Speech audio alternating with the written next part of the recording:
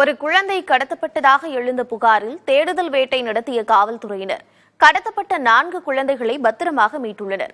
கடத்தலில் ஈடுபட்டதாக 2 பேர் கைது செய்யப்பட்டிருக்கிறார்கள். தூத்துக்குடியில் அந்தோணியார் கோயில் அருகே யாசகம் பெற்று வாழ்க்கை நடத்தும் பெண்ணின் 4 மாத குழந்தை கடத்தப்பட்டது.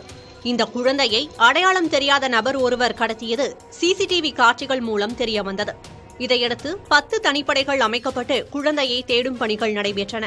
தூத்துக்குடி மட்டுமின்றி திருநெல்வேலி, நாகர்கோவில், மதுரை, விருதுநகர் ஆகிய மாவட்டங்களிலும் தேடுதல் வேட்டை நடத்தப்பட்டது. இந்நிலையில் 2 பேரின் புகைப்படங்களை வெளியிட்டு தகவல் அளித்தால் உரிய சன்மானம் வழங்கப்படும் என்று அறிவித்து தேடுதல் பணியில் ஈடுபட்டனர். சந்தேகத்தின் பேரில் தென்காசி மாவட்டம் ஆலங்குளம் அருகே கருப்பசாமி என்பவரை காவல்துறையினர் கைது செய்து விசாரணை நடத்தினர். தலைமறைவாக இருந்த முக்கிய குற்றவாளியான ராஜன் என்பவரும் கைது செய்யப்பட்டார். இவர்களிடம் இருந்து கடந்த 9ஆம் தேதி கடத்தப்பட்ட 4 மாத குழந்தை மீட்கப்பட்டது. அத்துடன் 2022 மற்றும் 2023ஆம் ஆண்டுகளில் கடத்தப்பட்ட 2 குழந்தைகளும் மீட்கப்பட்டுள்ளனர். மற்றொரு குழந்தையின் பெற்றோர் யார் என தேடி வருவதாக காவல்துறையினர் தெரிவித்துள்ளனர்.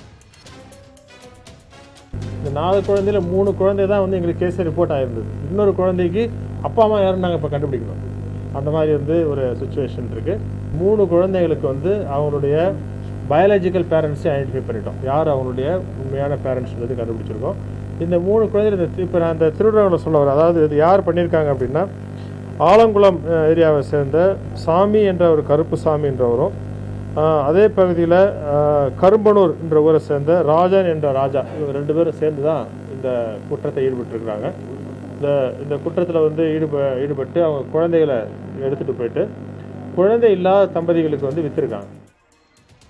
தனியாக வாழ்பவர்கள், சாலையோரம் வசிப்பவர்களை குறிவைத்து அவர்களின் குழந்தைகளை இவர்கள் கடத்தியுள்ளதாக காவல்துறையினர் தெரிவித்துள்ளனர். இது தவிர பொதுவாக குழந்தைகளை வடமாநிலத்தவர் கடத்துவதாக வாட்ஸ்அப்பில் வரும் வதந்திகளை பரப்பாமல் சந்தேகம் ஏற்பட்டால் காவல்துறையினரை அணுக வேண்டும் என்று தென்மண்டல காவல்துறை தலைவர் கண்ணன் தெரிவித்தார். புதிய தலைமுறைக்காக செய்தியாளர்கள் ராஜன் மற்றும் சங்கரநாராயணன்.